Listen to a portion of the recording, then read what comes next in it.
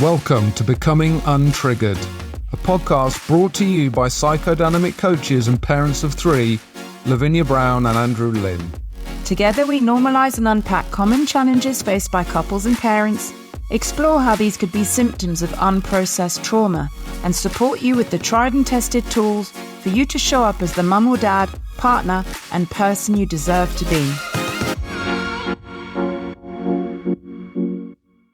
Welcome to Becoming Untriggered podcast. Today we're looking at addiction, what addiction is, the effect that it can have on relationships and families, and how to get over it. So addiction, different types of addiction. I think the thing that comes to most people's minds is drug addict, alcohol, addiction to substances that in themselves are addictive. Yeah, it's certainly something that's relevant to me. I spent a significant amount of my 20s addicted to drugs and alcohol. Nothing too hard. But for me, it was a coping mechanism and an escape from my inner reality. And that's my view on all addictions. I'm with Gabor Mate in that I don't think it's about an addiction or a substance or what you're addicted to. I think it's a coping mechanism to pain. Yeah, I agree. So many people feel that they have an addictive personality or a tendency towards addiction, which I think is absolutely true. However, all of those people, I would argue, are people that are trying to escape pain. So it's not that you have an addictive personality, it's that you don't have the tools necessary to process your pain. And since most of us have got pain of some kind, it makes sense that most of us have an addictive personality. And talking of Gabor Mate, he often talks about there being something wrong with society, not the individual. There is support for people in pain, but often it's not the right support. And what we're talking about here, I think, is trauma, pain from childhood that hasn't yet been processed in a safe environment. Obviously, we do that. We help people to do that through the inner child. But until you come to that, it's easier, it's more accessible, it's more fun, right? It's fun to escape life sometimes, to turn to substances that can help you do that. And I agree. I was all about the alcohol until quite recently, to be honest, to a lesser degree now. But when the children were small, it was 100% what got me through. The thought of being able to have a glass of wine at the end of the evening kept me going. Not just that, but it was that symbolic break between the day and the evening, the day where I was working hard, having to concentrate, put other people's needs before mine, and evening when your needs can finally come into the mix. And I think a lot of people use alcohol or recreational drugs to symbolize that transition from working to resting. And the problem happens when rest isn't accessible without those tools. The rest thing is relevant, but I think if I go back to my journey, even before we had kids, before I needed to rest, it was about escape for me.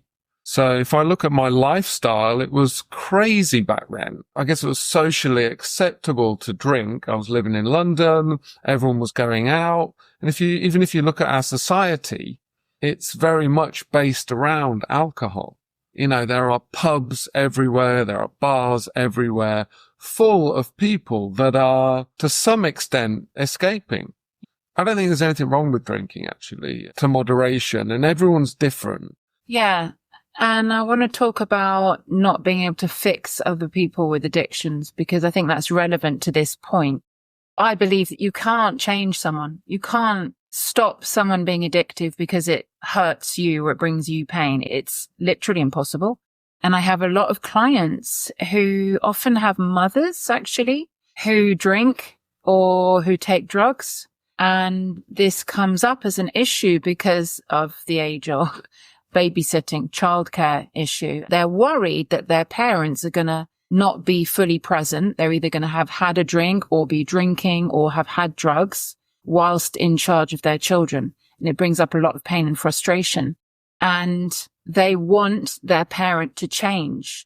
And often they go to the other parent and the other parent just enables because the other parent's just, there's nothing I can do and I don't want to create trouble. And the parent themselves can't change. And they feel that if they were only to express their pain enough, then their parent will change. But it's not about them. Addiction is not about anyone else. It's about you not having other tools. And until that person recognizes that and recognizes that there are other tools that they are ready to explore, there's no way that they will give up. And I've lived through this myself with my father drinking. It was just awful. And watching someone drink themselves to death, literally, is very, very difficult. But you have to accept that if part of you wants them to change, that is a need in you. And that need is based on your inner child needing someone else to be different. I think I say this every episode because it's so damn important. So I went through a phase of needing my dad to change because I couldn't bear the ramifications of him drinking. Every morning he wouldn't remember anything that we talked about. So I tried to get him to stop, but quickly realized that wasn't going to happen. Because why would it? Because that was his coping mechanism. It had nothing to do with how much he was hurting other people.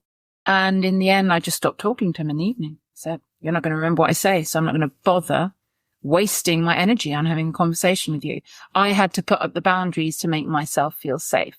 So just want our listeners to know that whilst it's deeply painful to watch someone maybe even drive themselves towards an early death, that's their choice. There is literally nothing you can do. So you might as well pull back and love them and support them in the way that you can. Yeah, and I think it's understandable, but it's also unfair to ask that person to change because that is their crutch. Because if you're taking away their outlet, if you're taking away their coping mechanism, you're just leaving them with the pain. So unless you have the tools to help them deal with that pain, then it's an unfair request. I mean, I watch my father, similar to you, I watch him destroy families with alcohol. He had 2 subsequent marriages and many children after he left my mother. All of those relationships fell apart because of alcohol, right? And his health fell apart because of alcohol, and he's dealing with the side effects of that now. That's because he never dealt with the pain. And unless you deal with the root, unless you deal with the pain, you're going to need the coping mechanism, and then you're going to have to live with the consequences of these coping mechanisms. And things like drugs and alcohol, they're destructive and they are addictive. But it's not just about these big things. There are many different forms of coping mechanism. Totally. So let's talk about different kinds of addiction, because I think that there are many forms of addiction actually, and some are less socially acceptable than others, namely drugs.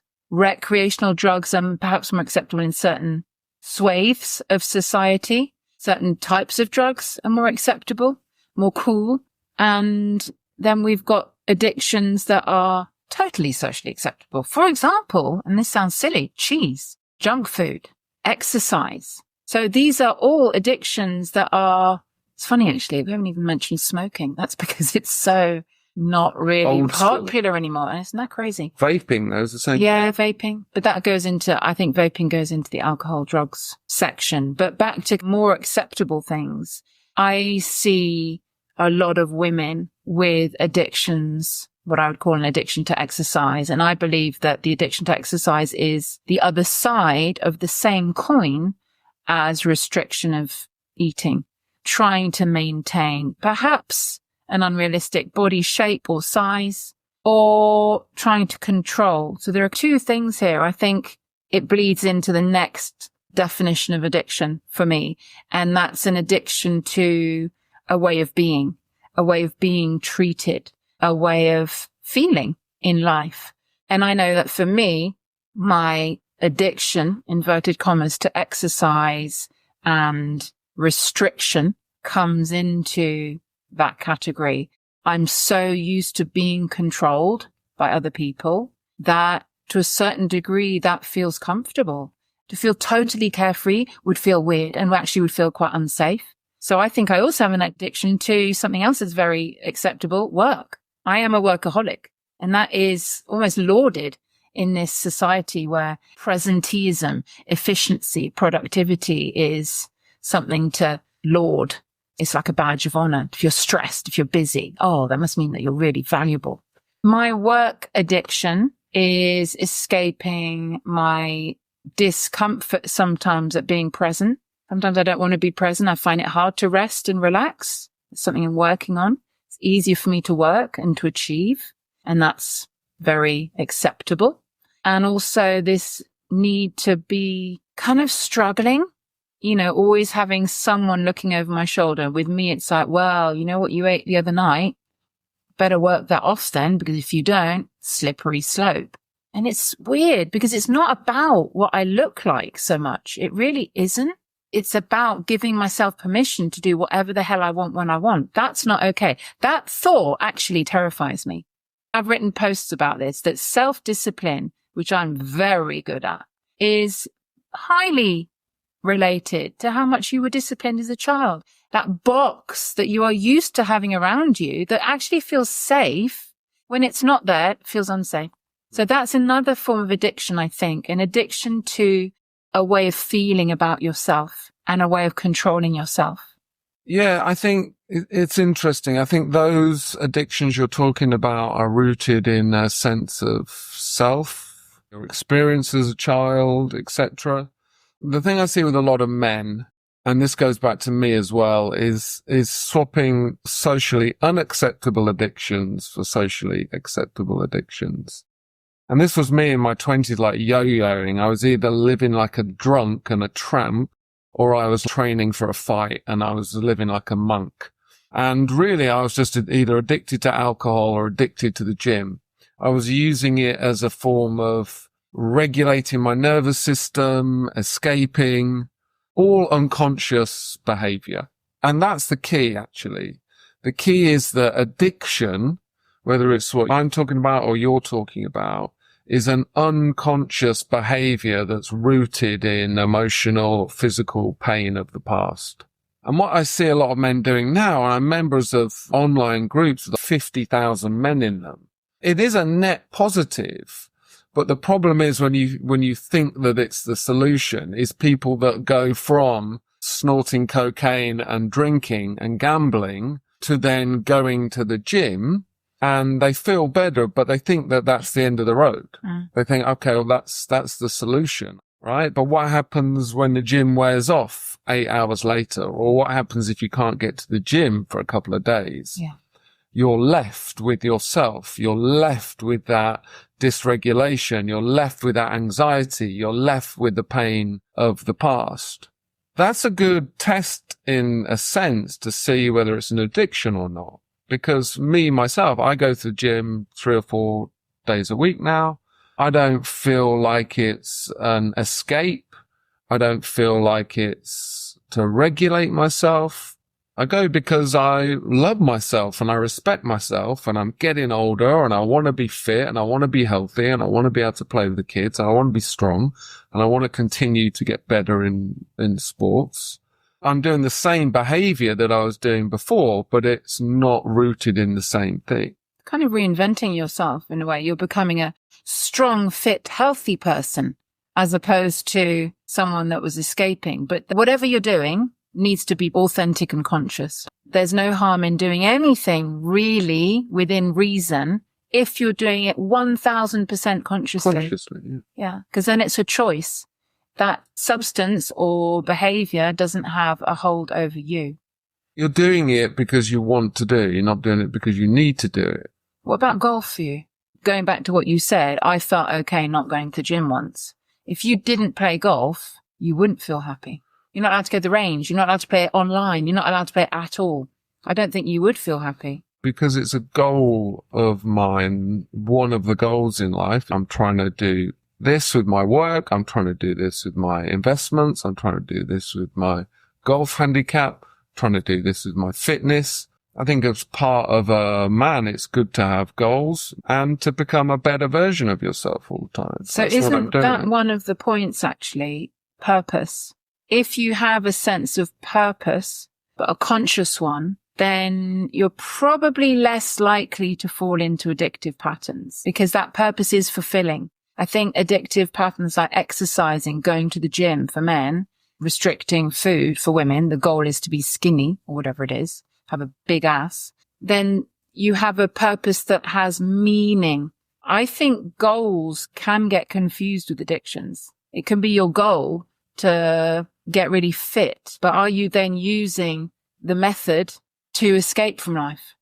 It's complex. It is very complex. And I'm not sure whether it comes into the addiction category. So a lot of my clients are, you could say they're addicted to work. They're addicted to money, but actually their self-worth is linked to money. They need to progress in their careers and earn more money to feel worthy.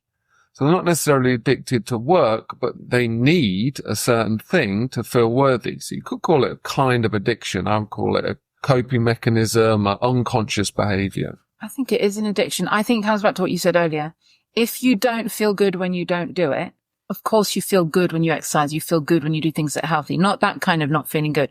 If there's a need in you, it feels manic, it feels urgent, it feels panicky, then I would say it isn't addictive. You're getting withdrawal symptoms. So it's always about being really conscious and aware of the hold that something might have in your life. Well, that feeling you're talking about, the manicness, is the thing that you're trying to escape. The thought of not doing your coping mechanism is a release of that feeling inside, which what it will be is repressed emotion, emotional pain from the past. You're right. If that is your experience when you haven't got your coping mechanism, then that is your addiction. That's your crutch. I think that's the definition, whether it's socially acceptable or not. And I think that's okay. Up until this point, that has got you to a certain point in time. You're still here. You've survived. But the key is, what do we do? What do you do if we find ourselves in the situation where we're acting unconsciously, either to escape the pain or to escape uncomfortable feelings or to escape the present moment? What do we do? I think you touched on something which I would say is the very first point, and that's shame. No shame. There is no shame about anything that you have done in the past because it got you through to where you are right now. And removing that layer of shame is really important in empowering you to make a different decision, because shame drags you down. Shame, guilt, it keeps you in the past. It keeps you in that loop that drove you to the substance in the first place. If you can try and draw a line under whatever it is that you've done and say, right, what am I doing moving forwards? That's, I think, really, really powerful. And then secondly, looking at, well, what was driving, what feeling or what need was driving that addiction? And obviously, like you said at the beginning, some substances in themselves are addictive. That might be one of the reasons you're turning to them, but it's not the main reason. That's kind of an excuse. Oh, I'm addicted to additives, junk food, because they've got lots of sugar and salt in them. Sure. Yes. 100%. You're right. And that doesn't mean that you can't cure the root cause that was leading you towards those things in the first place. So I think for me, that point 2 would be, what is the feeling that I experience before I turn to whatever it is that I'm doing, be it exercise, TV, gambling, spending money, retail therapy. That's another addiction. A massive one. And it's socially acceptable. Maybe identifying what are the things that I do that I feel slightly out of control with, even if they're healthy. Then what do I feel in my body, or what stories am I telling myself in my head before I do those things? That's how you're going to start to drive a little wedge in between that feeling and the gratification of that feeling in that particular way. I agree. I think the shame thing's a big one, but like you said, we can't do anything about the past. It's happened. Let's move forward in a different manner. Try and shift it from shame to compassion. Compassion for the parts of you that have been carrying the emotional pain for a long time. The second thing I would say is the addictions are looking outside yourself to solve a problem that's internal. And the solution is always the opposite of that. The solution is always going inwards. This is a great practice anyway, but just connecting to how you're feeling at any one moment. Everyone's got the ability to get into your body, even though it's not easy, and let go of what you don't need anymore. There's that point when you're connected to what's going on in your body and it feels uncomfortable. Oh my God, there's that anxiety, and your brain will tell you to distract yourself. I get this all the time in session. People get up and want to go to the toilet or want to grab a jumper or whatever. That's the same impulse as an addiction. And if you can just get a bit of distance from that play, internal play, and watch it, think, okay, so I'm not feeling comfortable right now. My brain's telling me to do something else, but actually I've decided to take another direction right now. And actually just being with that pain, even momentarily, will allow it to release. And if you can sit with it for 5 minutes, maybe that urge will go. And I would add the inner parent. Having the inner parent there with you. Yes, they're imaginary. It doesn't matter. The fact that you feel that you're not alone is hugely transformational, because as a child, you didn't learn, unfortunately, how to process big feelings. None of us would be here right now discussing these things if our parents had had the ability to co-regulate us through our big feelings. That is why we are trying to learn how to do it now ourselves, whilst also trying to do it for our children, which is really, really hard. Having this inner parent connection, this imaginary other, safe, tolerant, unconditionally loving energy, person, animal, whatever it is for you, having them there whilst you're thinking, oh my God, this feels horrendous. And just having them going, yeah, this is horrible. Wow. And you know what? I'm here and I'm feeling it with you and I'm not going anywhere. When I do this in somatic sessions with clients, they always, I can see them, their shoulders drop and they normally sigh that. And also kind of remind yourself, and this is quite funny actually, one of my clients who gets really crippling panic attacks, she can't do what most people take for granted. That's how bad it is. She has to kind of stay at home most of the time. I was encouraging her to do this by herself. She had a panic attack at home and she thought, because I'd kind of implied that it takes a good couple of minutes to let a feeling go. And because she thought that, she actually sat for about 12 minutes through a panic attack. And I can't believe you did that. That's amazing. The first time ever. Oh my God, that's amazing. I said, did you use your inner parent? She was like, oh my God, yeah. The inner parent was right there with me. And I said, out of interest, do you think you'd have done that if you'd known it would take 12 minutes? And she was like, no. I was like, is it because I kind of implied that it'd be a couple? And she was like, yeah. And once she'd started, she was into it. So she did it, but almost bluffing yourself. I think 10, 12 minutes is a long time. Normally it's not that long. And also just to remind people, once you've started this process, it gets shorter and shorter. You get much, much better at it. I would echo that. My methods are slightly different to yours when I work with clients. And what I recommend doing in those situations is, first of all, just acknowledging that the pain, the emotional pain, the repressed emotion is not you. It's from the past. What we're dealing with here is we're dealing with an emotional child. We're dealing with somebody who couldn't process something in the past. And in reality, you can process it now as an adult. So when you're going inwards, when you're starting that journey inwards, it's from that witnesser point of view. You're basically holding space for a child. And it's the child in you that's releasing the emotions. So if you can just get that little bit of separation when you go on that internal journey, then that works really well. And the second thing I would say is that a lot of my clients, a lot of our clients are pretty high functioning people. They're not drug addicts, as it were. It's not until they embark on the process that they actually realize that they have addictive behaviors. Yeah. So it's not until you process the emotional pain you're carrying around that then has an automatic transformational effect on your life.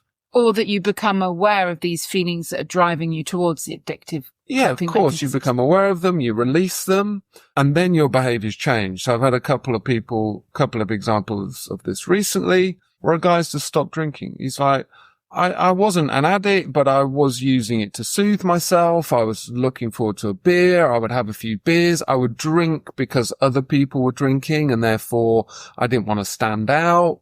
I didn't have any boundaries, and it wasn't serving me, but I couldn't stop it.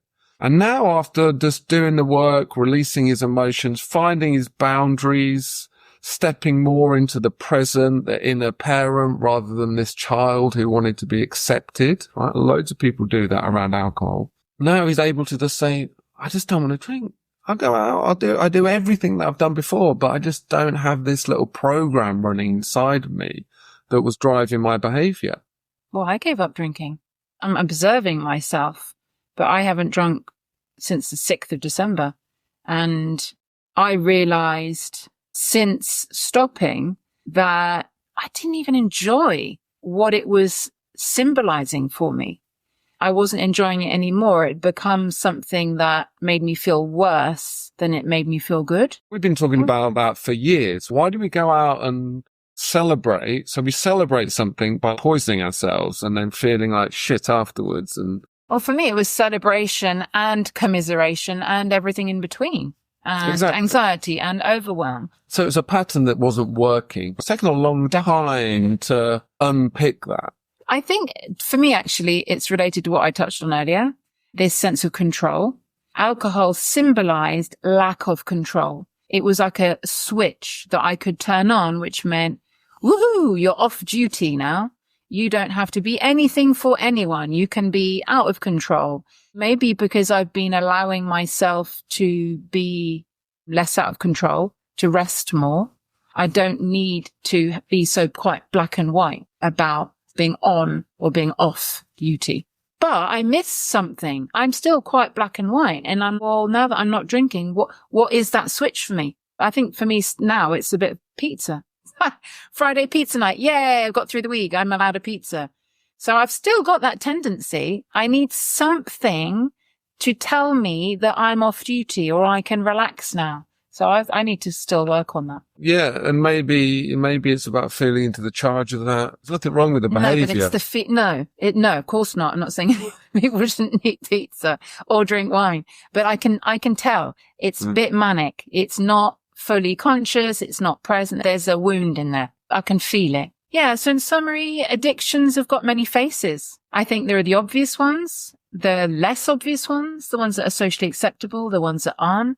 And then the behaviors that you turn to that are addictive because they're helping you cope in a way that might be coping with life, but it also might be coping with old, familiar ways of being, like I've just touched on, having to be in control, having to be disciplined. So many different facets of addiction.